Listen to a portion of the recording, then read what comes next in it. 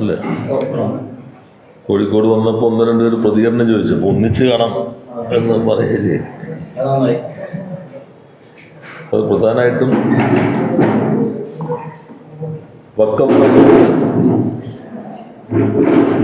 അറിയണോ? വഖഫ് പ്രശ്നത്തിൽ കേരളത്തിൻ്റെ ഗവൺമെൻറ് ഹൈക്കോടതിയിൽ സ്വീകരിച്ച നിലപാടോടുകൂടി സുപ്രീം കോടതിയിൽ വഖഫിന് പുതിയ വഖഫ് ഭേദഗതിക്കെതിരെ കേരളം കൊടുത്തിട്ടുള്ള കേസ് ഫലത്തിൽ അസാധുവായി എന്നുള്ളതാണ്. കാരണം മറ്റ് സംസ്ഥാനങ്ങൾക്കൊപ്പം നമ്മളും കോൺഗ്രസ് ഭരിക്കുന്ന അല്ലെങ്കിൽ DMK ഭരിക്കുന്ന അന്നത്തെ സംസ്ഥാന സർക്കാരുകൾക്കൊപ്പം ശക്തമായ നിലപാടാണ് കേരളവും സ്വീകരിച്ചിരുന്നത്. നമ്മുടെ ഇൻട്രീം അപ്ലിക്കേഷൻ്റെ 12ാമത്തെ പാരഗ്രാഫ് വളരെ ശക്തമായി ഈ 14ാം വകുപ്പിനെ എതിർക്കുകയാണ് ചെയ്യുന്നത്. അതിനകത്ത് പ്രധാനമായിട്ടും 3 കാര്യങ്ങളാണ് നമ്മൾ കണ്ടിരുന്നത്. ഒന്ന്, വഖഫുമായി ബന്ധപ്പെട്ടിട്ടുള്ള കാര്യങ്ങൾ ഇസ്ലാമിക മതവിശ്വാസവും കൂടിയായി ബന്ധപ്പെട്ടുള്ള, അതാണ് അതിൻ്റെ അടിത്തറ. അങ്ങനെയുള്ള വഖഫിൻ്റെ 10 എൻഡോമെൻസും അതുപോലെ പ്രോപ്പർട്ടിയും ഓവർസീ ചെയ്യുന്ന, മോണിറ്റർ ചെയ്യുന്ന സംവിധാനത്തിൽ മുസ്ലിം വിഭാഗത്തിലുള്ളവർ മാത്രമേ പാടുള്ളൂ. അമുസ്ലിമുകളെ കൂടി ഉൾപ്പെടുത്തുന്നത് യാതൊരു യുക്തിയുമില്ലാത്ത കാര്യമാണ്. ഇതാണ് അത് നമ്മൾ പറഞ്ഞ 1ാമത്തെ പോയിന്റ്. മുസ്ലിം ഇസ്ലാമിക മതവിശ്വാസവുമായി ബന്ധപ്പെട്ട കാര്യങ്ങൾ മോണിറ്റർ ചെയ്യുന്നതിൽ അമുസ്ലിമുകൾ ഉൾപ്പെടുത്തുന്നതിൽ യുക്തിരഹിതമാണ്, അത് തെറ്റാണ്. 2, നമ്മൾ ഉന്നയിച്ച പോയിന്റ്, ഇത് ഭരണഘടനാ വിരുദ്ധമാണ്. Article 14, article 25, 26. ആർട്ടിക്കിൾ 14 തുല്യതയുടേതാണ്. അപ്പം എല്ലാ മതവിശ്വാസികൾക്കുള്ളതുപോലെ തുല്യമായ അവകാശം ഇസ്ലാം മതവിശ്വാസികൾക്കും മുസ്ലിം വിഭാഗത്തിൽപ്പെട്ടവർക്കും ഉണ്ടാകേണ്ടതുണ്ട്. അപ്പോൾ ആ ഭരണഘടന ഉറപ്പു നൽകുന്ന 14ാം ആർട്ടിക്കിളിൻ്റെ മൗലികാവകാശത്തിനെതിരാണ് ഈ അമുസ്ലിമുകൾ ഉൾപ്പെടുത്തണമെന്ന 14ാമത്തെ വകുപ്പ്. 25, 26 വിശ്വാസത്തിനുള്ള സ്വാതന്ത്ര്യവുമായി ബന്ധപ്പെട്ട മൗലികാവകാശമാണ്. ഏത് വിശ്വാസം പിന്തുടരാനുള്ള അവകാശം ഭരണഘടനാപരമായ മൗലികാവകാശമാണ്. അതിൽ ഒരു വിഭാഗത്തിൻ്റെ വിശ്വാസത്തിൽ മറ്റൊരു വിഭാഗത്തിന് ഇടപെടാൻ സാധാരണഗതിയിൽ അവകാശമില്ലാത്തതാണ്. ഇതാണ് നമ്മൾ ഉന്നയിച്ച 2ാമത്തെ പോയിന്റ് എന്നുള്ളത്. 1ാമത്തേത് നേരത്തെ പറഞ്ഞ ഇസ്ലാമിക മതവിശ്വാസവുമായി ബന്ധപ്പെട്ട കാര്യങ്ങൾ മാത്രമാണ് ബോർഡ് കൈകാര്യം ചെയ്യുന്നത്. അപ്പോൾ അതിൽ അമുസ്ലിമുകൾ വരുന്നത് വിശ്വാസപരമായി തന്നെ തെറ്റാണ്, യുക്തിരഹിതമാണ്. 2, ഭരണഘടനാ വിരുദ്ധമാണ്. 3ാമതൊരു കാര്യം കൂടി നമ്മൾ അതിനകത്ത് എടുത്തു പറഞ്ഞു. ഈ 14ന്റെ ഒരു അപകടം, വേണമെങ്കിൽ വഖഫ് ബോർഡിൽ അമുസ്ലിമുകൾ ഭൂരിപക്ഷമാകാം. അതിൻ്റെ പ്രൊവിഷ്യയിൽ 2 നോൺ മുസ്ലിം ഉണ്ടാകണം എന്ന് പറയുന്നുണ്ട്. പക്ഷേ നേരത്തെ ഉള്ളത് വ്യത്യസ്തമായി. നേരത്തെ പാർലമെന്റ് മെമ്പർ മുസ്ലിം ആണ് നമ്മൾ നിയമപ്രകാരം ചെയ്യേണ്ടത്. MLA മുസ്ലിമാണ്. ഇപ്പം അതൊന്നും മുസ്ലിം ആകണമെന്നില്ല. പുതിയ നിയമത്തിൽ ഏത് പാർലമെന്റ് മെമ്പറെയും നോമിനേറ്റ് ചെയ്യാം, ഏത് MLA നോമിനേറ്റ് ചെയ്യാം. 3 പേര് മാത്രമാണ് മുസ്ലിം വിഭാഗത്തിൽ വേണമെന്ന് നിഷ്കർഷിക്കുന്നത്. അതിൽ തന്നെ അതിൻ്റെ പ്രൊവിഷൻ പറയുന്നുണ്ട്, മുസ്ലിം വിഭാഗത്തിൽപ്പെട്ട ആളുകൾ കിട്ടുന്നില്ലെങ്കിൽ അല്ലാത്തവരും പരിഗണിക്കാം. അത് കഴിഞ്ഞിട്ട് സ്കോളർമാരാണ്, ഇസ്ലാമിക സ്കോളർമാർ, അവരെ സംബന്ധിച്ച് പറയുന്ന ഭാഗത്തും ഈ ഭാഗം തന്നെയാണ്. അതിലും പറയുന്നത് composition of the board. 1 chairperson 14, 1 member of parliament from the state or as the case may be national capital territory. മുസ്ലിമാണെന്ന് പറയുന്നില്ല. 1 മെമ്പർ ഓഫ് സ്റ്റേറ്റ് ലെജിസ്ലേച്ചർ, ആരെയും വയ്ക്കാം. നേരത്തെ നിയമത്തിൽ മുസ്ലിമിനെ വയ്ക്കാൻ പറ്റുള്ളൂ. പിന്നെ 1 മുത്താവല്ലി ഓഫ് ഇതാണ് the following members belonging to Muslim community. അതാണ് ഇതിനകത്ത് 14ന്റെ C. 1 മുത്താവല്ലി, പിന്നെ 1 eminent scholar of Islamic theology, അല്ലെങ്കിൽ 2 or more elected members from the municipalities or panchayat. അവിടെ നിന്നുള്ളത് മുസ്ലിം ആയിരിക്കണം. അതിന് പ്രൊവിഷൻ എന്താ? പ്രൊവിസോ പറയുന്നത് that in case there is no Muslim member available from any of the categories in sub clause 1 to 3, ഈ മൂന്നെണ്ണത്തിൽ Muslim മെമ്പർമാരില്ലെങ്കിൽ may be nominated, non Muslim nominate ചെയ്യാം. പിന്നെ 2 persons who have professional experience in business management, social work, finance and so, അത് Muslim ആണെന്ന് പറയുന്നില്ല. Joint secretary to the state government dealing with the Waqf office, അത് പിന്നെ ആരാണോ ഉദ്യോഗസ്ഥൻ അവരാവാം. 1 member of the bar council of the concern state, നേരത്തെ അത് മുസ്ലിമാണ്, ഇതെല്ലാം മുസ്ലിമായിട്ട് നേരത്തെ അത് അമൻഡ് ചെയ്തപ്പോൾ ഈ 3 കാറ്റഗറി മാത്രമാണ് മുസ്ലിം പാടുള്ളൂ. 3 എന്ന് പറഞ്ഞാൽ 4 പേര് വരും. അതിൽ മുസ്ലിം ഇല്ലെങ്കിൽ നിങ്ങൾക്ക് നോൺ മുസ്ലിമിന് വയ്ക്കാമെന്ന പ്രൊവിസോ കൂടിയുണ്ട്. Provided further that 2 members of the board appointed by the subsection excluding ex-officio member shall be non-Muslim. 2 പേര് നോൺ മുസ്ലിം ആകണമെന്ന് ഉറപ്പിച്ച് പറയുന്നുണ്ട്. അപ്പോൾ മുസ്ലിം വേണമെങ്കിൽ ഈ ഇത് പ്രകാരം ഇപ്പോൾ ഗവൺമെന്റിന് വേണമെങ്കിൽ തീരുമാനിക്കാം മുസ്ലിം ഭൂരിപക്ഷമല്ലാത്ത ബോർഡും 14 പ്രകാരം രൂപീകരിക്കും. ഈ 3 പോയിന്റാണ് അതിശക്തമായി കേരളം സുപ്രീം കോടതി പറഞ്ഞത്. ഇപ്പൊ കേസെടുക്കുമ്പോൾ എന്ത് വരും? ഇത് വിധി വന്നിട്ടില്ല, ഇൻട്രീം ഓർഡറാണ്, ഇത് സ്പർശിച്ചിട്ടില്ല.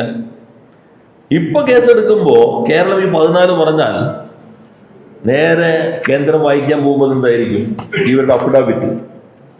അതിൽ ആദ്യം തന്നെ അവസാന ഭാഗത്ത് പറഞ്ഞിരിക്കുന്നത് taking note of all the facts and infirmities the government is prepared to reconstitute the board strictly in compliance with section 14. എന്നിട്ട് പൂർണ്ണമായിട്ടും 14ന്റെ വ്യവസ്ഥകൾ അനുസരിച്ച് ഇതാണ് strictly in compliance with the mandate of section 14. പൂർണ്ണമായിട്ടും 14ന്റെ ഇതനുസരിച്ച്. ഇനിയിപ്പോൾ അങ്ങനെ അല്ലാതെ അവർക്ക് വയ്ക്കാൻ പറ്റില്ല. നിങ്ങളിപ്പോൾ ഹൈക്കോടതിയുടെ ഓർഡർ അപ്ലോഡ് ചെയ്തിട്ടുണ്ട്, നിങ്ങളുടെ കയ്യിലും കിട്ടിയിട്ടുണ്ടാവും.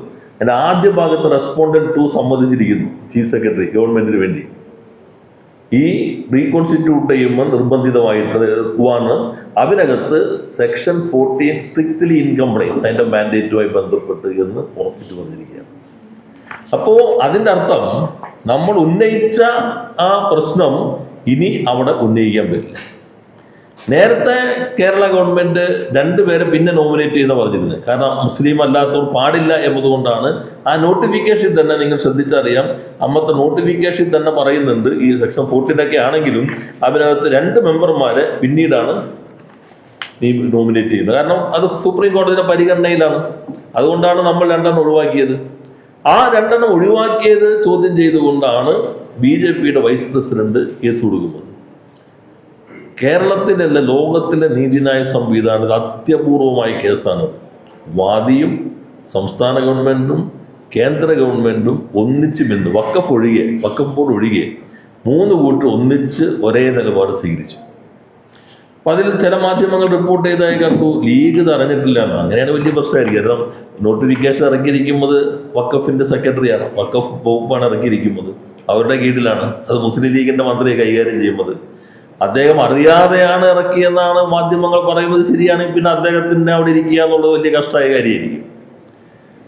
ഇനി അദ്ദേഹത്തോട് ആലോചിക്കാതെ ആരെങ്കിലും ഇറക്കിയെങ്കിൽ കൂട്ടായ ഉത്തരവാദിത്തം അതോടുകൂടി മന്ത്രിസഭയ്ക്ക് ഇല്ല എന്ന് പറയേണ്ടി വരും. എന്നാൽ ഈ അഫിഡാവിറ്റ് നോക്കിക്കഴിഞ്ഞപ്പോൾ, അഫിഡാവിറ്റ് അല്ല, ഈ സ്റ്റേറ്റ്മെന്റ് ആണ് കൊടുത്തിരിക്കുന്നത്. ആ സ്റ്റേറ്റ്മെന്റ് നോക്കിക്കഴിഞ്ഞപ്പോൾ ആ സ്റ്റേറ്റ്മെന്റ് ഒപ്പിട്ടിരിക്കുന്നത് PM സനീറാണ്, special government pleader to a additional advocate general. അപ്പോ മുസ്ലിം ലീഗിന്റെ നോമിനി ആയിട്ടുള്ള അഡീഷണൽ അഡ്വക്കേറ്റ് ജനറലിനോട് അറ്റാച്ച് ചെയ്തിട്ടുള്ള മുസ്ലിം ലീഗ് നോമിനി ആയിട്ടുള്ള സ്പെഷ്യൽ ഗവൺമെന്റ് ലീഡറാണ് ഈ പൊസിഷൻ കോടതിയിൽ കൊടുത്തിരിക്കുന്നത്. അപ്പൊ യഥാർത്ഥത്തിൽ മുസ്ലിം ലീഗ് മുസ്ലിം താല്പര്യം സംരക്ഷിക്കുന്ന പാർട്ടി അല്ല എന്ന് അവർ തന്നെ പ്രഖ്യാപിക്കില്ലേ.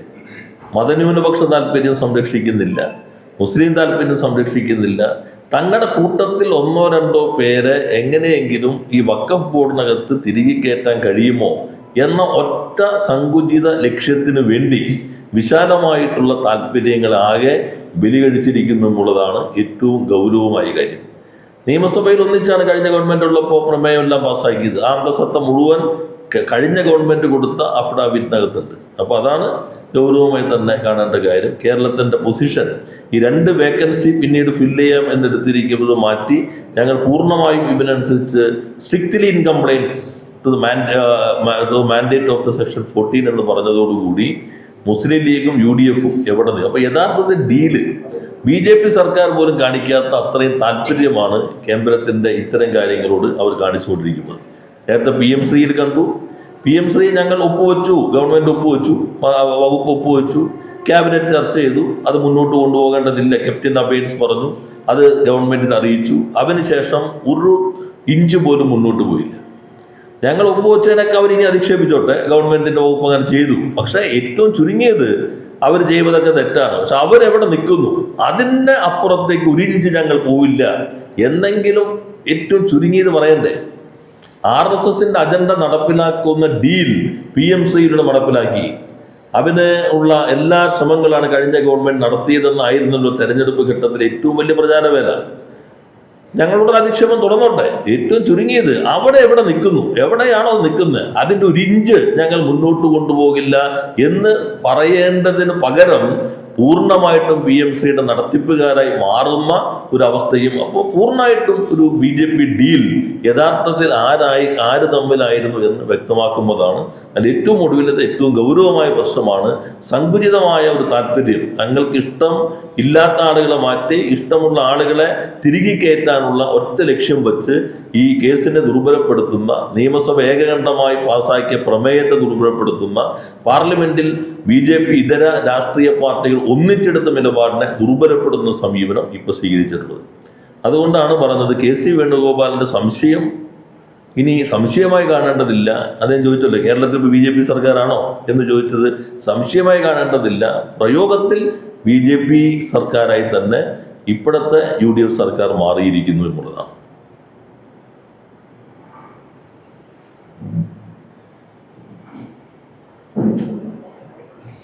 ഈ മുഖ്യമന്ത്രിയുടെ സത്യപ്രതിജ്ഞാ വേളയിലുള്ള യാത്രയുമായിട്ടൊക്കെ ഇതിനെ കണക്ട് ചെയ്യാൻ പറ്റും. കാരണം വിഴിഞ്ഞം കാര്യത്തിലുള്ളതിൽ ചില സൂചനകളുണ്ടായിരുന്നു. പക്ഷെ ഇത്തരത്തിലുള്ള വിഷയങ്ങളിലെല്ലാം അദ്ദേഹം സാധാരണക്കാരനായതുകൊണ്ട് എല്ലാ നിയമനം മുഖ്യമന്ത്രിയുടെ ഓഫീസാണ് നടത്തിയത്, മുഖ്യമന്ത്രിയാണ് നടത്തിയെന്ന് അദ്ദേഹത്തിനൊപ്പമുള്ള ആരോഗ്യമന്ത്രി ദേവസ്വം മന്ത്രി വിഷയത്തിൽ പറയുകയും ചെയ്തു. അല്ല, അതിൻ്റെ നേരത്തെ പറഞ്ഞല്ലോ, ദേവസ്വത്തിന്റെ ലീഡർമാരുടെ നിയമനം അതെല്ലാം നമ്മൾ നേരത്തെ ചർച്ച ചെയ്തിട്ടുള്ളതാണ്.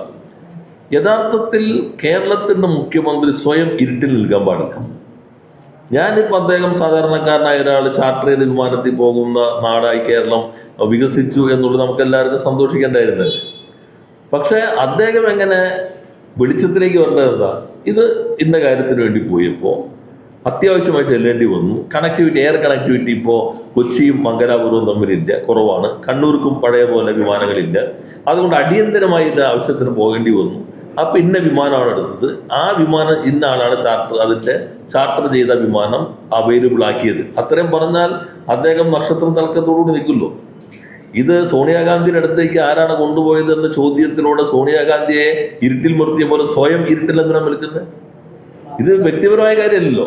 എന്തിനു പോയി എന്നുള്ളത് അദ്ദേഹം വിശദീകരിക്കട്ടെ. പക്ഷെ നേരത്തെ വാടകയ്ക്കെടുത്ത ഹെലികോപ്റ്റർ നിങ്ങൾക്കറിയാലോ, അതിനെക്കുറിച്ച് എന്തെല്ലാം അധിക്ഷേപമായിരുന്നു. അപ്പോൾ അതിനാണോ ഇങ്ങോട്ട് പോയത്? ആ പറഞ്ഞ ആളാണ് ചാർട്ടർ ചെയ്ത് വിമാനത്തിൽ പോയി. ആരാണ് അത് സൗകര്യം ചെയ്തത് എന്നുള്ളത് പറയാൻ തയ്യാറായില്ല എന്നുള്ളതാണ് കാണേണ്ടത്.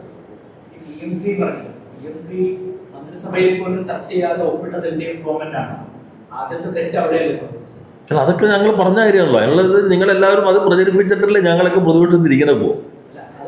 അതിലിപ്പോൾ എന്താ കുഴപ്പം? ഇപ്പോൾ PM-ശ്രീ വകുപ്പ് ഒപ്പിട്ടപ്പോൾ ക്യാബിനറ്റ് ചർച്ച ചെയ്തു. ഒപ്പിട്ടതിന് ശേഷമാണല്ലോ അറിയുന്നത്. അല്ല, ഒപ്പിട്ടപ്പോൾ എന്ന് വെച്ചാൽ ഒപ്പിട്ടപ്പോൾ ക്യാബിനറ്റ് ചർച്ച ചെയ്തിട്ട് ക്യാപ്റ്റൻ അബൈൻസ് തീരുമാനിച്ചു ഒരു ഇഞ്ച് മുന്നോട്ട് പോകേണ്ടതില്ല എന്ന് തീരുമാനിച്ചു. അതിൻ്റെ അടിസ്ഥാനത്തിൽ ഒരു കമ്മിറ്റിയെ നിയോഗിച്ചു. ഇത് നമ്മൾ കേന്ദ്ര സർക്കാരിനെ അറിയിച്ചു. പിന്നെ നിങ്ങൾ മാധ്യമപ്രവർത്തകർക്ക് അറിയാലോ, അതിൻ്റെ നടപടിക്രമങ്ങൾ സംബന്ധിച്ച് ഒരു ചെറിയ ഇഞ്ചല്ല മില്ലിമീറ്റർ പോലും LDF ഗവൺമെൻറ് പോയില്ല. മറ്റേ നിങ്ങൾ അധിക്ഷേപിച്ചോ, അത് ഒപ്പിട്ടല്ലോ, അതിൻ്റെ തുടക്കം അവിടെ ഉണ്ടല്ലോ. പക്ഷേ MOU ആണ്. നിങ്ങൾ അതിനകത്ത് കഴിഞ്ഞ ഗവൺമെൻറ് എവിടെ നിൽക്കണു, അവിടെ നിന്ന് ഞങ്ങൾ പോകുന്നില്ല എന്ന് പറയാനുള്ള ചങ്കൂറ്റം കാണിക്കരുത് രാഷ്ട്രീയമായിട്ട്. ഗവൺമെന്റ് സ്വന്തമായിട്ട് പിന്മാറാൻ വ്യവസ്ഥയില്ലല്ലോ. ഞങ്ങൾ നടപ്പിലാക്കിയില്ലല്ലോ. നിങ്ങൾ പിന്മാറാതിരിക്കൂടെ കിടന്നോട്ടെ, ഞങ്ങൾ ഇഞ്ച് പോയിട്ടില്ലല്ലോ. ഒപ്പിട്ട് രണ്ടുന്ന വലിയൊരു കുരുക്കല്ലേ. എങ്ങനെ കുറുക്കാവും? ആ കുരുക്ക് എങ്ങനെ ഈ ഗവൺമെന്റിന് അഴിക്കാൻ പറ്റും? കുറുക്കഴിക്കണ്ട, അവിടെ കിടന്നോട്ടെ. നിങ്ങൾ കുറുക്കഴിക്കണ്ട. നിങ്ങൾ പറയുക കഴിഞ്ഞ ഗവൺമെന്റ് ഒപ്പിട്ടു, അതിന് ഞങ്ങൾ അവര് മുന്നോട്ട് പോയിട്ടില്ല, ഞങ്ങളും മുന്നോട്ട് പോകുന്നില്ല. ഒരു ഉപസമിതിയൊക്കെ ഉണ്ടാക്കി അല്ല. പറഞ്ഞിട്ടുള്ളൂ. അത് ക്യാപ്റ്റൻ അഫയേഴ്സ് പറഞ്ഞല്ലോ, നിങ്ങൾക്ക് പിരിച്ചുവിടാൻ പറ്റുമോ കേരള ഗവൺമെന്റിനെ? അവര് നിങ്ങളത് MOU ഒപ്പുവെച്ചതാണ്. MOU ആരോ ഒപ്പുവെച്ച് നിയമപരമായിട്ട് പരിശോധിക്കാൻ വിടാമല്ലോ. ഞങ്ങളത് പരിശോധിച്ചുകൊണ്ടിരിക്കുകയായിരുന്നു. ഗവർണറും പ്രസിഡന്റും ഒപ്പിട്ടിട്ടുണ്ടോ, അവരുടെ പ്രതിനിധികൾക്ക് വേണ്ടിയാണ് ഒപ്പിട്ടിരിക്കുന്നത്, അതിനകത്ത് എന്തെങ്കിലും കുറവുണ്ടോ, ഇതെല്ലാം ഞങ്ങൾ പരിശോധിക്കുകയായിരുന്നു. ഞങ്ങൾ ഒരു മൈക്രോ മില്ലിമീറ്റർ മുന്നോട്ട് പോയില്ലല്ലോ. അതിന് പ്രതിഷേധങ്ങൾ ഉണ്ടായതോടുകൂടിയല്ലേ? അപ്പൊ ഇപ്പൊ പ്രതിഷേധം നിങ്ങൾ അവസാനിപ്പിച്ചു അധികാരം കിട്ടിയോടുകൂടി? ഘടകകക്ഷിയുടെ ഭാഗത്ത് നിന്ന് എതിർപ്പുണ്ടായതോടുകൂടി അതൊന്നും അല്ല, ഏറ്റവും ശക്തമായി അറബിക്കടലിലേക്ക് വലിച്ചെറിയുമെന്ന് പറഞ്ഞ ആളുകൾ അത് പ്രതിഷേധം അവസാനിപ്പിച്ചോ? പ്രതിഷേധമുള്ളപ്പോൾ ശരി, നിങ്ങൾ പറഞ്ഞു ശരി. പ്രതിഷേധമുള്ളതുകൊണ്ട് ഞങ്ങൾ മൈക്രോ മില്ലിമീറ്റർ പോയില്ല. ആദ്യത്തെ തെറ്റ് ചെയ്തത് LDF അല്ലേ എന്നല്ല. അതുകൊണ്ട് എന്താ പ്രശ്നം? ഒപ്പിട്ടു, ക്യാബിനറ്റിന്റെ അംഗീകാരം ഇല്ലാതെ ഒപ്പിട്ട്. അതുകൊണ്ട് ക്യാബിനറ്റ് എന്ന് തീരുമാനിച്ചു ക്യാപ്റ്റൻ അഫയേഴ്സ്, അത് സബ് കമ്മിറ്റി വെച്ചു.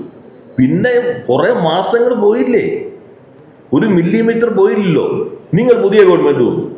ആ ഗവൺമെന്റ് വരുമ്പോൾ പ്രധാന പ്രചാര വേല PMC ആയിരുന്നു.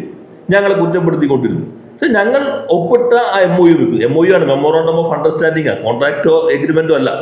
അത് നിൽക്കുന്നു. അതിനെ സംബന്ധിച്ച് നിയമപരമായ വശങ്ങൾ പരിശോധിച്ചിട്ടുള്ളൂ. അവർ നിയമപരമായ വശം പരിശോധിക്കട്ടെ. ഞങ്ങൾ ഒരു ഇഞ്ച് മുന്നോട്ട് പോവില്ല. ഇത് ക്യാപ്റ്റൻ അഫയേഴ്സ് എന്നുള്ളതാണ് ഞങ്ങളുടെ പൊസിഷൻ എന്നെങ്കിൽ ഏറ്റവും ചുരുങ്ങിയത് പറയട്ടെ. അല്ല, ഉപസമിതിയെ വയ്ക്കുമ്പോഴും ഇപ്പൊ നിൽക്കുന്ന പൊസിഷനിൽ നിന്നിട്ടാണെന്ന് പറയാനുള്ള ഏറ്റവും ചുരുങ്ങിയ മര്യാദ കാണിക്കുന്നത്.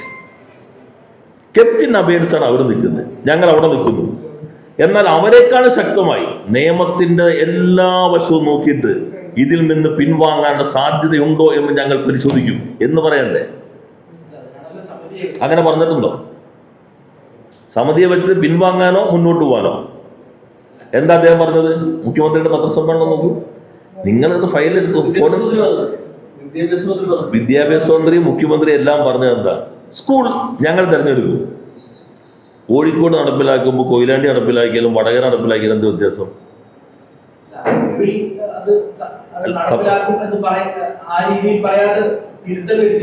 അല്ല, അപ്പൊ അങ്ങനെ പറഞ്ഞു. ഉപസമിതി പിന്നെ കരിക്കുലം ഞങ്ങൾ നിശ്ചയിക്കും. ഞാനിപ്പോ ഫയൽ എടുക്കണോ? എവിടെ വ്യക്തമായി? ഞങ്ങളതിലെ പരിശോധിച്ചുകൊണ്ടിരും. പിന്നെ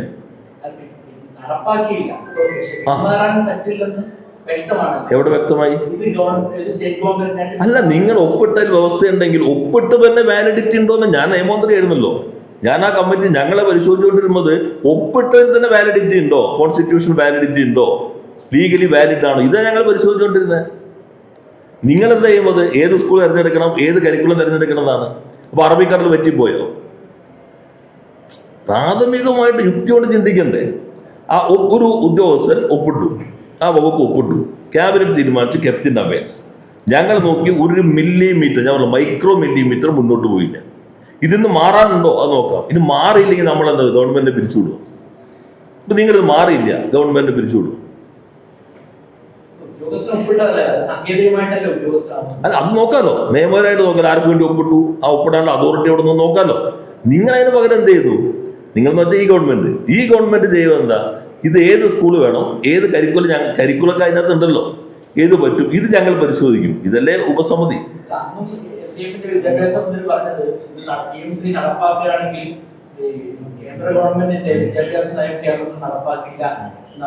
അല്ല, അതുകൂടി പരിശോധിച്ചല്ലോ. അപ്പൊ അതിന് ആദ്യത്തെ ഒബ്ജക്റ്റീവ് തന്നെ അതാണ്. അതുകൊണ്ടാണ് ഞങ്ങൾ നിയമപരമായി അല്ല, എതിർപ്പ് വന്നപ്പോൾ ഞങ്ങൾ നിലപാട് സ്വീകരിച്ചല്ലോ. ഇപ്പൊ എതിർപ്പില്ലേ? നിങ്ങൾ ഇതുവരെ എതിർപ്പ് ഇപ്പൊ എതിർപ്പില്ല. കാരണം എന്താ? എതിർപ്പ് ഒരു നിലപാട് അടിസ്ഥാനപ്പെടുത്തിയായിരുന്നില്ല. എതിർപ്പ് കേവലം ഭരണം കിട്ടാൻ വേണ്ടിയുള്ളതായിരുന്നു.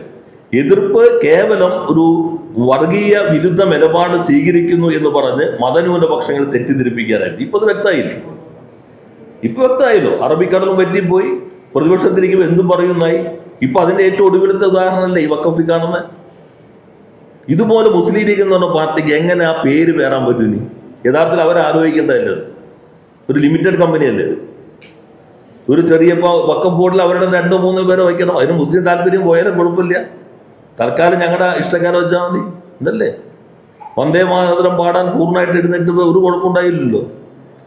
ഇപ്പോൾ നോക്കുക, എല്ലാ യൂണിവേഴ്സിറ്റികളിലും പോയിട്ട് മുഖ്യമന്ത്രി ഒരു കമാന്ന് അക്ഷരം വേണ്ടിയിട്ടുണ്ടോ? 2 വൈസ് ചാൻസലർമാരെ താൽക്കാലികമായി വെച്ചില്ലേ? ഗവൺമെന്റുമായിട്ട് ഒരു കൂടിയാലോചന ഇല്ല. ഒരു പ്രതിഷേധം, ഒരു മർമ്മരം മുഖ്യമന്ത്രിയുടെ ഭാഗത്തുണ്ടായോ? ഉന്നത വിദ്യാഭ്യാസ മന്ത്രി എന്ന് പറഞ്ഞു ഗുസ്തി പിടിക്കാനില്ല എന്ന് പറഞ്ഞു.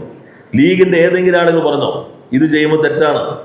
ഇപ്പൊ അക്കാഡമിക് ബോഡിയിലൊക്കെ ആരോ വെച്ചിരിക്കുന്നത്? ഒരു വാക്കെങ്കിലും പറയണ്ടേ? ഒരു വാചകം, ഒരു മർമ്മരം പോലെങ്കിലും. ഇതുപോലെ വിധേയമായി പോയൊരു കാലമുണ്ടോ കേരളത്തിൽ? ശരിക്കും വേണുഗോപാൽ പറഞ്ഞതല്ലേ ശരി? BJP ഭരിക്കുകയാണെങ്കിൽ ഇപ്പോൾ ഇത്രയും കാര്യം ഇങ്ങനെ വേദി നടക്കുമോ കേരളത്തിൽ? ഈ നമ്മള് വിദ്യാർത്ഥി രാഷ്ട്രീയത്തിലൂടെ വന്ന ഒരു നേതാവാണ്. ഈ KSU പ്രസിഡന്റിനെ അവഗണിച്ച ദൃശ്യങ്ങൾ താങ്കളുടെ ശ്രദ്ധയിൽപ്പെടുന്നതാണ്. ഇത് ഒരു പ്രവർത്തകൻ എന്നുള്ള നിലയിൽ എങ്ങനെയാണ്? അല്ല, അതെല്ലാം ഓരോരുത്തരുടെ രീതിയാണല്ലോ. ഇപ്പോൾ മുഖ്യമന്ത്രിക്ക് ഒരു പ്രയോറിറ്റി അനുസരിച്ചാണ് അദ്ദേഹം കാണുക. അത് ചിലപ്പോൾ ഹിന്ദു ഐക്യവേദിയുടെ ആള്, ശശികല, ഇങ്ങനെയുള്ള ആളുകൾക്ക് കാണാം. അല്ലെങ്കിൽ പിന്നെ താല്പര്യമുള്ള ആളുകളെ കാണാം. ഇത് നിയാസിന് നിങ്ങളുടെ കോഴിക്കോട് നിങ്ങൾ അതുകൊണ്ട് കണ്ടപ്പെടാത്ത നിയാസിന് ഇതുവരെ ഒരു അപ്പോയിൻമെന്റ് കിട്ടിയിട്ടില്ല എന്നല്ലേ പറയുന്നത്? ഇവിടെ നിന്നല്ലേ കോഴിക്കോട്ടുകാരല്ലേ? ഇതുവരെ ഒരു അപ്പോയിൻമെന്റ് കൊടുത്തിട്ടില്ല എന്ന് പറയുന്നത്. നിങ്ങൾ എഴുതിയത് മാധ്യമങ്ങൾ പറഞ്ഞാണ്, ഞാൻ ചോദിച്ചിട്ടില്ല അദ്ദേഹത്തോട്. ആരും വിഷയിച്ച് കണ്ടിട്ടില്ല. അപ്പോൾ വസ്തുതയായിരിക്കും. ഇപ്പൊ നിയാസിന് കിട്ടില്ല, ശശികലയ്ക്ക് കിട്ടും. അലോഷ്യസിന് കിട്ടുന്നില്ല, ശശികലയ്ക്കും ബാബുവിനും കിട്ടും. അപ്പോൾ പരവതാനി വിരിച്ചു കൊടുക്കുമ്പോൾ ആർക്കാണ്?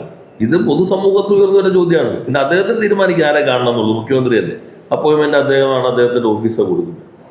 പക്ഷേ കേരളത്തിൽ ഇപ്പം എന്താ നടക്കുന്നത്? ഇടയ്ക്കിടയ്ക്ക് സ്വയം ചോദിക്കുമ്പോൾ നന്നായിരിക്കും. ഇപ്പം എന്താ കേരളത്തിൽ നടന്നുകൊണ്ടിരിക്കുന്നത്? ഏത് പ്രശ്നം നിങ്ങൾ നോക്കിക്കോളൂ. ഇപ്പൊ ടാറ്റയുടെ കണ്ടില്ലേ എന്തൊക്കെയാ കേരളത്തിൽ നടക്കുന്നത്?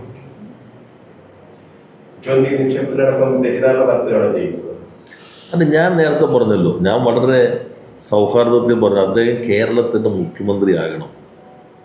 പ്രതിപക്ഷ നേതാവിന്റെ ഹാങ് ഓവർ മാറിയിട്ടില്ല. അതിൻ്റെയാണ് ശരീരം. ഇത്രയും ഞാൻ പറഞ്ഞല്ലോ. അതിന് അദ്ദേഹം എന്നെ ബുദ്ധിജീവിയാക്കി. ഞങ്ങളെല്ലാം ഈ സമരം ചെയ്തും തെരുവിൽ കിടന്നൊക്കെ വന്നിട്ടുള്ള ആളുകളാണ്. ജയിലിൽ കിടന്നും അടികൊണ്ടൊക്കെ തന്നെ വന്നിട്ടുള്ള ആളുകളാണ്. അദ്ദേഹം ഏറ്റവും ചുരുങ്ങിയ ബുദ്ധി വേണ്ട മുഖ്യമന്ത്രിയുടെ. നമ്മൾ എന്ത് എപ്പോ എങ്ങനെ പറയണം. ഇതിൽ ഇപ്പോൾ ടാറ്റയുടെ 10,000 കോടി നിക്ഷേപം ഞാൻ സത്യത്തിൽ ആദ്യം കേട്ടപ്പോൾ സന്തോഷിച്ചു.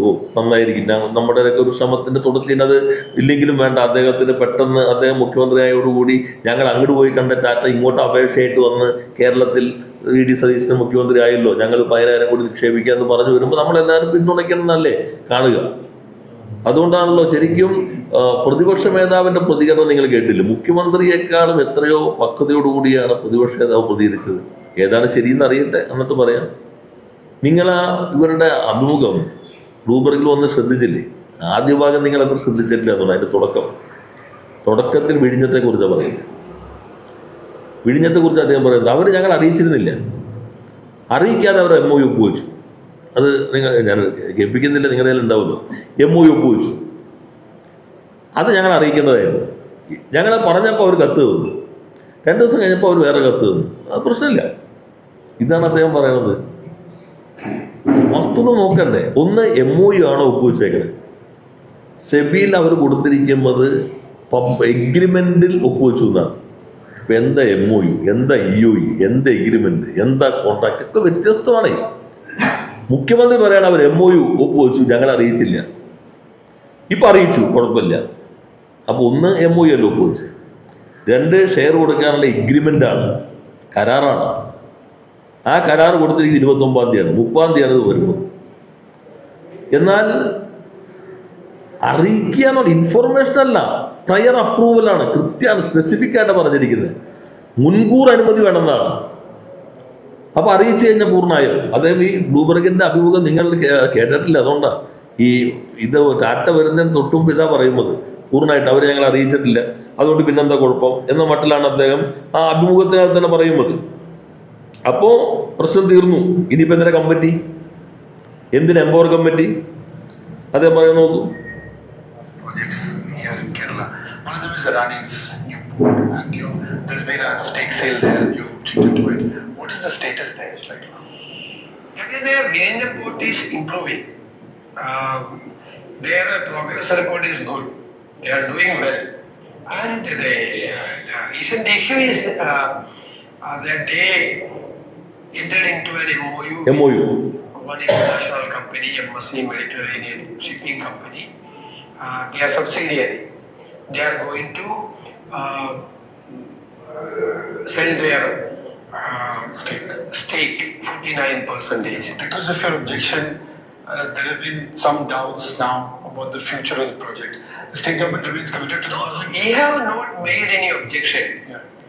We expressed our dissatisfaction that before sending the letter to the SEBI, they had to inform the state government. Inform ആണ്. But within 24 hours, they informed the state government, they submitted their letter. After 2 days of span of 2 days, they submitted another revised letter also. There is no issue. We are inviting investments. We are ഇതിനുശേഷം ടാറ്റ പറഞ്ഞു. the exercise of നടപടിക്രമങ്ങളൊക്കെ പാലിച്ചാണ് ഈ കമ്പനിക്ക് വിഴിഞ്ഞത്തിന്റെ ഓഹരി കൊടുക്കാൻ പറ്റുമോ? അത് കാരണം തൊട്ടടുത്ത തോത്തുക്കുടിയിൽ ഇൻവെസ്റ്റ്മെന്റ് ഉള്ള ഒരു കമ്പനി ഇവിടെ വരുമ്പോൾ ഇതിന്റെ ഇൻട്രസ്റ്റ് എന്നുള്ള സാധനം, സ്റ്റേറ്റിന്റെ ഇൻട്രസ്റ്റ് സംരക്ഷിക്കപ്പെടും എന്നുള്ള സാധനം അല്ല, ഇതില് തുറമുഖ മന്ത്രി അഹമ്മദ് ദേവഗൂർ പറഞ്ഞത്, കാരണം അവർക്ക് ഒരു കാരണവശാലും കൂടെ നിക്ഷേപം അനുവദിക്കരുത്. കാരണം ഇതിന്റെ ആദ്യത്തെ സ്റ്റാറ്റ്യൂട്ടിൽ തന്നെ ഇങ്ങനെ ഒരു പ്രശ്നത്തെ കുറിച്ച് ചർച്ച ചെയ്തിരുന്നു, നിക്ഷേപം ആരെയൊക്കെ കൊണ്ടുവരാം എന്നുള്ള കാര്യത്തിൽ. അല്ല, അതിലിപ്പോ നിങ്ങൾ ശ്രദ്ധിച്ചിട്ടുണ്ടാവില്ല, ഞാൻ നിങ്ങളാരും ശ്രദ്ധിക്കാത്തതുകൊണ്ട് ഇപ്പൊ അത് കേൾപ്പിച്ചേ. കാരണം ടാറ്റയുടെ അത് വന്നതോട് ഈ ഭാഗം പോയി. ഇതിൽ അദ്ദേഹം പറയുന്നത് ഒബ്ജക്ഷൻ ഇല്ല, ഒരു അസംതൃപ്തി ഉള്ളൂ. എന്തായിരുന്നു അസംതൃപ്തി? അവര് ഗോയിങ് ടു സെൽ ദ സ്റ്റേക്ക് എന്നാണ്, വിൽക്കാനായിട്ട് പോവുകയാണ്. അപ്പോൾ സെബി കൊടുത്തിരിക്കുമ്പോൾ വിൽക്കുന്നതിനുള്ള എഗ്രിമെന്റ് ഒപ്പുവെച്ചു എന്നാണ്. പ്രയർ പെർമിഷൻ എന്നാണ് 5-3 പ്രയർ അപ്രൂവൽ. പ്രയർ അപ്രൂവൽ പോയിട്ട് അപ്രൂവൽ പോലും ഇല്ല.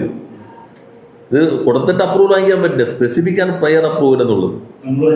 മുൻകൂർ അനുമതി വേണം. ആ മുൻകൂർ അനുമതിയാണ്, അല്ലാണ്ട് മുൻകൂട്ടി വിളിച്ചു പറഞ്ഞിട്ട് ഞങ്ങളിതാ കൊടുക്കുന്നുണ്ട് കേട്ടോ എന്നൊക്കെ ഒരു സൗഹാർദ്ദ സംഭാഷണമല്ല ഇതിനകത്ത് പറയുന്നത്.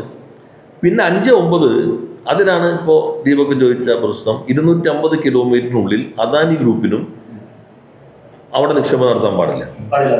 അവിടെ നിക്ഷേപമുള്ളവർ ഇവിടെ നിക്ഷേപിക്കാൻ പാടില്ല. ഇതാണ് 5-9. അത് എത്ര കംപ്ലയിൻസ് ചെയ്യുന്നത് നമുക്ക് ഇപ്പോൾ നോക്കണം. അപ്പോൾ ഗവൺമെന്റ് നോക്കേണ്ട ഭാഗമാണത്. ഈ 5-9 ഇപ്പോൾ തൂത്തുക്കുടിയിൽ ഒരു കണ്ടെയ്നർ ടെർമിനൽ പൂർണ്ണമായിട്ടും ഈ മെഡിറ്ററേനിയൻ ഷിപ്പിംഗ് കമ്പനിയുടെ സബ്സിഡറിക്കാണ്. അതേ സബ്സിഡറിയാണ് ഇപ്പോൾ സ്റ്റേക്ക് എടുത്തിരിക്കുന്നതായിട്ട് വാർത്തകൾ വന്നിട്ടുള്ളത്. അപ്പോൾ അത് അവർ പരിശോധിക്കണം. എന്തുകൊണ്ട് പ്രയർ അപ്രൂവൽ? അവർ പറയുന്നുണ്ട് 5-3 തുടർച്ചയായി പറയുന്നുണ്ട് 2 കാര്യങ്ങളാണ്. ഒന്ന് പബ്ലിക് ഇൻട്രസ്റ്റും നാഷണൽ സെക്യൂരിറ്റി. നാഷണൽ സെക്യൂരിറ്റി സ്വാഭാവികമായിട്ടും കേന്ദ്രം നോക്കേണ്ടത്, പബ്ലിക് ഇൻട്രസ്റ്റ് ആണ് ഇവർ നോക്കേണ്ടത്. അപ്പോൾ അത് നോക്കിയിട്ടാണ് സബ്ജക്ട് വേണേൽ കൊടുക്കാൻ തീരുമാനിച്ചത്. എന്ത് ചെയ്യും? Subject to the conditions. ഇന്ന് തന്നെ കണ്ടീഷൻ വെച്ചിട്ട് നിങ്ങൾക്ക് വിൽക്കാം. അതിനാണ് ഈ വകുപ്പ് ഉണ്ടാക്കിയിരിക്കുന്നത്. അതിന് പകരം ഞങ്ങൾ അറിയിച്ചാൽ മതി എന്ന് മുഖ്യമന്ത്രി തന്നെ പറയുകയും പ്രശ്നമില്ല എന്ന് അദ്ദേഹം ബ്ലൂംബർഗിന് കൊടുത്ത അഭിമുഖത്തിൽ വ്യക്തമാക്കുകയും ചെയ്തു കഴിഞ്ഞാൽ പിന്നെ എന്താ എംപവേർഡ് കമ്മിറ്റിയുടെ പ്രസക്തി? എന്ത് പ്രസക്തി ഉണ്ട്? ഞാൻ നേരത്തെ പറഞ്ഞല്ലോ, മുഖ്യമന്ത്രി എത്ര വകുപ്പ് കൈകാര്യം ചെയ്യുന്നു എന്നുള്ളതല്ല പ്രശ്നം. ഇപ്പോൾ health, labour, education, higher education, electricity, വഖഫ്, minority, social affairs, industry, agriculture, revenue ഒക്കെ കൈകാര്യം ചെയ്താൽ കുഴപ്പമില്ല. ഈ നടപടി റൂൾസ് ഓഫ് ബിസിനസ് പ്രകാരം 3 വകുപ്പുകളാണ് ഓട്ടോണമി ഉള്ള വകുപ്പുകൾ. ഒന്ന് നിയമം, ധനം, ജനറൽ അഡ്മിനിസ്ട്രേഷൻ. ഏതും ധനകാര്യ വകുപ്പ് നോക്കണം. ധനകാര്യ വകുപ്പിൻ്റെ ഫയലിലാണ് അവസാനത്തെ വാചകം ധനകാര്യം ഒന്നിൻ്റെ അംഗീകാരത്തോടെ നേരിടും. നിയമപരമായിട്ടുള്ള എല്ലാ വശവും, അഡ്വൈസ്, കോൺട്രാക്ട്, എഗ്രിമെന്റ് എല്ലാം നിയമവകുപ്പ് നോക്കണം. മറ്റ് വകുപ്പുകളെ സംബന്ധിച്ച് ആര് എവിടെ ഈ ഫയൽ നോക്കണം എന്ന് തീരുമാനിക്കുന്ന സെക്രട്ടേറിയറ്റ് ഉദ്യോഗസ്ഥന്മാരെ മുഴുവൻ ഡിപ്ലോയ് ചെയ്യുന്ന വകുപ്പ് ജനറൽ അഡ്മിനിസ്ട്രേഷനാണ്. ഇത് 3 ഒരാളായാൽ ചെക്ക് ആൻഡ് ബാലൻസ് നടക്കില്ല. ബാക്കി നിങ്ങൾ 50-60 വകുപ്പ് കൈകാര്യം ചെയ്തോ, അതിന് കുഴപ്പമില്ല. ഇത് 3 ഒരാളായാൽ ചിലപ്പോൾ ഞാൻ തന്നെ നോക്കുമ്പോൾ ഞാൻ നിയമമന്ത്രി തന്നെ നോക്കി കുഴപ്പമില്ല എന്ന് കണ്ടു. ധനകാര്യമന്ത്രി നോക്കുമ്പോൾ ഈ പൊസിഷൻ മനസ്സിൽ പറ്റില്ല ഞാൻ നോക്കുക. അപ്പോൾ ഞാൻ തന്നെ അംഗീകരിച്ച് ഞാൻ അവിടെ ഇങ്ങനെ പോകണമെന്ന് മാറും. ഉദ്യോഗസ്ഥന്മാരാകുമ്പോൾ ഈ ബ്യൂറോക്രസി ആകുമ്പോൾ പെട്ടെന്ന് 2 സീറ്റിൽ നിന്ന് 2 അഭിപ്രായം എഴുതാൻ മടിയില്ലാത്തവരുണ്ട്. 2 എഴുതുന്നവരൊക്കെ ഉണ്ടാവും. ഇതാണ് പ്രധാനം.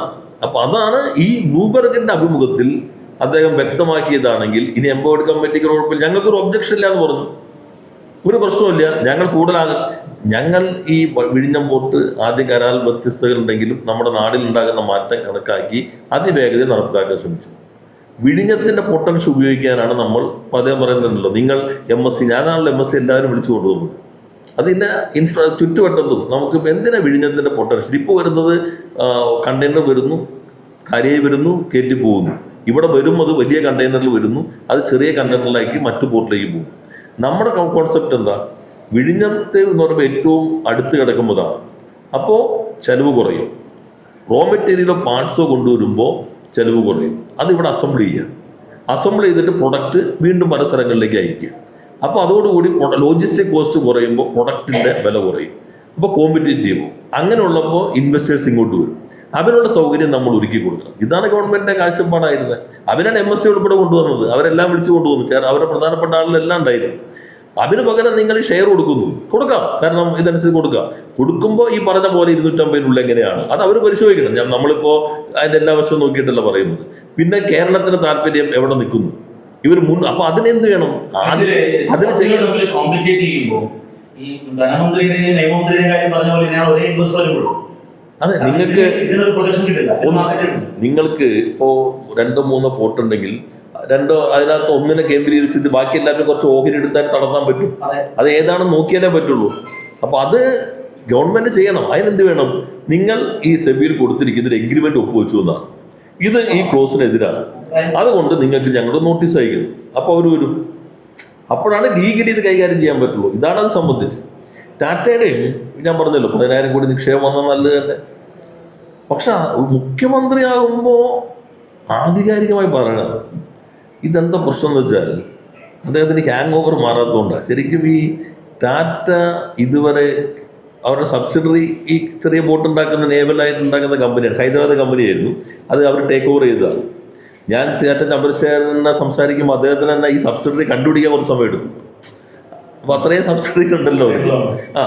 കാരണം ഞങ്ങൾ അദ്ദേഹത്തെ ഇങ്ങോട്ട് വിളിച്ചിരുന്നു. അപ്പോൾ അദ്ദേഹത്തിന് ഇൻവെസ്റ്റ് സബ്മിറ്റിന് വരാൻ ഒരു ബുദ്ധിമുട്ട് പറഞ്ഞു. കാരണം ഒരു സ്റ്റേറ്റിൽ പോയാൽ പിന്നെ എല്ലായിടത്തും എനിക്ക് സമ്മർദ്ദം വരും, പോകാൻ പറ്റില്ല.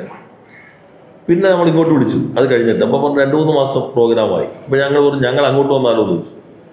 ഞാൻ തന്നെ നേരിട്ട് സംസാരിക്കുന്നത്. അപ്പോൾ അദ്ദേഹം ശരി എന്ന് പറഞ്ഞു. അങ്ങനെ ഞങ്ങൾ സമയമെടുത്തു. ഞങ്ങൾ ബോംബെ പോയി കണ്ടു. ബോംബെ പോയി കണ്ടുകൊണ്ടല്ലാട്ട് ഇത് വന്നേ. ഇത് അതിന് മുമ്പേ ചർച്ച ചെയ്തത്. അതിന് ചെറിയ കമ്പനി അവരുടെ.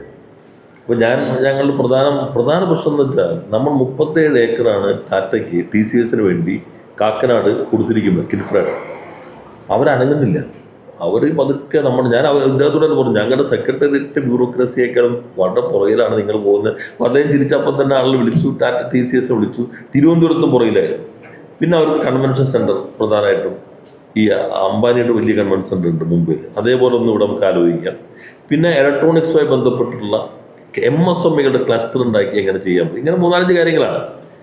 അപ്പോൾ അത് ചർച്ച ചെയ്ത് അപ്പോൾ ഞാൻ പറഞ്ഞു ഇങ്ങനെ ആർസ്റ്റർ ഗ്രൂപ്പ് ഇങ്ങനെ ആലോചിക്കുന്നത്. അവർ വന്നിരുന്നു. അപ്പോൾ ഞങ്ങളുടെ സബ്സിഡറി ആണോ? നിങ്ങളുടെ തന്നെയാണ് നോക്കുക. അപ്പോഴേക്കും അവർ അവിടെ നിന്ന് വിളിച്ചു. അത് ആയിക്കോട്ടെ, അവർ ഞങ്ങളുടെ അനുമതിയൊന്നും വേണ്ട, ദേഹം ദെയർ ഓൺ ഫ്രീഡം. അങ്ങനെ ആണ് ഇവർ വരുന്നത്. ഞങ്ങൾ കണ്ടു കഴിഞ്ഞപ്പോൾ തിരിച്ച് ഇവിടെ എത്തി. 4-ാം തീയതി കണ്ടതിൻ്റെ ഓർമ്മ 24 ഡിസംബർ 4. ഫേസ്ബുക്കിൽ ഇടുന്നതിന് മുമ്പ് തന്നെ എൻ്റെ ഓഫീസിൽ നിന്ന് അദ്ദേഹത്തിൻ്റെ ഓഫീസിലേക്ക് വിളിച്ചു. ഇത് ഫേസ്ബുക്കിൽ ഇടാമോ, ഈ ചിത്രം കൊടുക്കാമോ?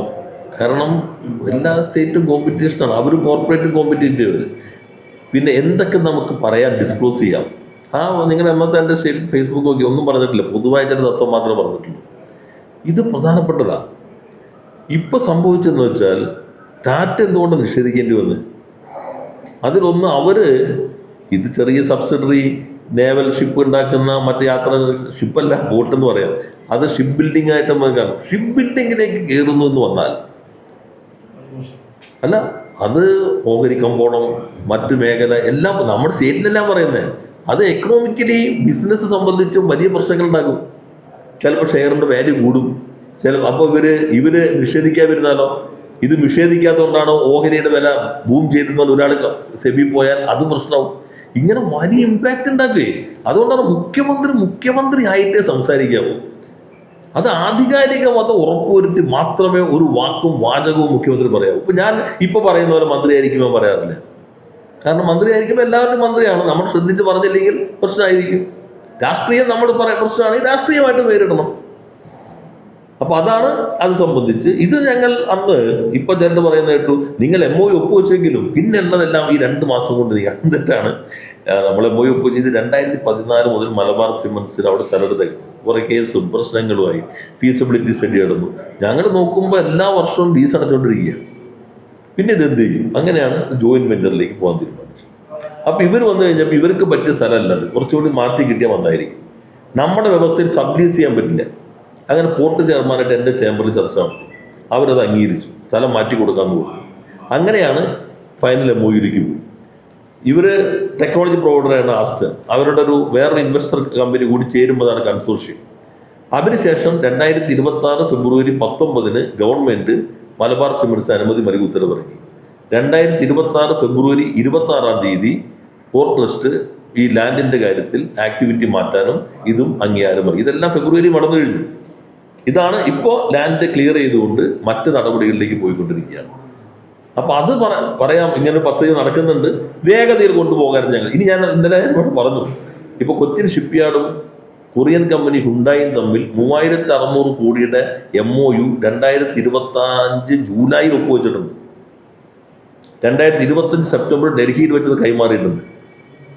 കേന്ദ്ര സ്ഥാപനമാണല്ലോ. നമുക്ക് ചെറിയൊരു സ്റ്റേക്ക് ഉണ്ട്, കുറച്ച് സ്ഥലം നമ്മൾ കൊടുക്കാനുണ്ട്. അത് നമ്മൾ ലാസ്റ്റ് സ്റ്റേജ് ആയിട്ടുണ്ടായിരുന്നു. പ്രത്യേകം കമ്മിറ്റി വെച്ച് ക്ലിയറൻസ് കൊടുത്ത് അവർ വേണമെങ്കിൽ പൈസയും വരാം. അപ്പോൾ അത് റെഡി ആയിട്ടുണ്ട്. ഇനി നാളെ ചാടി കയറിയിട്ട് ഇതാ ആവേശകരമായിട്ട് ഹുണ്ടായി ദക്ഷിണ കൊറിയ എന്ന് ഫ്ലൈറ്റ് പിടിച്ച് വന്നു എന്നൊന്നും പറഞ്ഞു കളയരുത്. ഇതങ്ങനെ നിൽക്കുന്നതാണ് ഭാവനയിൽ തോന്നുന്നില്ല. അത് മെറ്റീരിയൽസ് ഗവൺമെന്റ് കണ്ടിന്യൂറ്റി ആണല്ലോ. ഞങ്ങൾ ചെയ്ത കാര്യങ്ങൾ ഇതാണ്, ഇത് ബാക്കി ഞങ്ങൾ കൊണ്ടുപോകുന്നു. അത് സ്വാഭാവികമായിട്ട് അവർ തന്നെ കൊണ്ടുപോകേണ്ടതുണ്ട്. പക്ഷെ നമ്മൾ കാണേണ്ടത് ഇപ്പോൾ ഈസ് ഓഫ് ഡൂയിങ് ബിസിനസ് നമ്മൾ ഒന്നാമതായില്ലേ തുടർച്ചയായിട്ട് ഒരു കമ്പോണന്റ് അൺഇൻറ്ററപ്റ്റഡ് പവർ സപ്ലൈ ആണ്. നിങ്ങൾ ഏത് പരവതാനി വിരിച്ചിട്ടും ഏത് പ്രസംഗം നടത്തിയിട്ടും ഏത് ലോകോത്തര മാധ്യമങ്ങളെ കൊണ്ട് PR ചെയ്യിച്ചാലും ഇൻവെസ്റ്റ്മെന്റ് വരണമെങ്കിൽ കട്ടില്ലാതെ പവർ കിട്ടണം. നിങ്ങൾ ഏത് സമയത്ത് കറണ്ട് പോകുന്ന പോലെ ഉറപ്പില്ലാത്ത ഒരു സംസ്ഥാനത്താണെങ്കിൽ എത്ര ആനുകൂല്യം കൊടുത്താലും ഒരു ഇൻവെസ്റ്ററും വരില്ല. അത് മനസ്സിലാക്കി അതിലേക്കൊക്കെയാണ് ഗവൺമെന്റ് കേന്ദ്രീകരിക്കുന്നത്.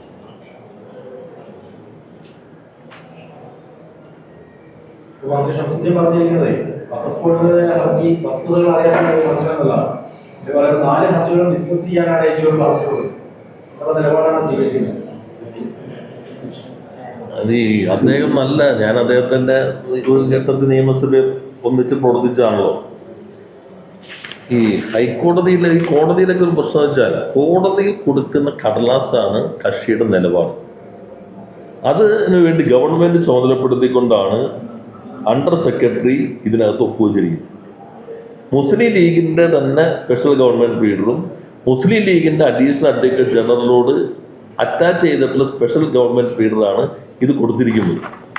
ആ കൊടുത്തിരിക്കുമ്പോൾ ഇത് ഡിസ്കസ് ചെയ്യാനാണോ പറഞ്ഞിരിക്കുന്നത്? നിങ്ങളതിൻ്റെ ആദ്യത്തെ ഒരു സ്റ്റേറ്റ്മെന്റ് ആണല്ലോ. ആദ്യം വസ്തുതകളൊക്കെ പറഞ്ഞിട്ടുണ്ട്. അതിൻ്റെ അടിസ്ഥാനത്തിലാണ് അവസാനം പറയുന്നത്, taking note of all the above facts and infinity the government is prepared to reconstitute the board strictly in compliance with the mandate to section 14 of the Unified Waqf Management, Empowerment, Efficiency and Development Act 1995. പറയേണ്ട ആവശ്യമില്ല അല്ലേ?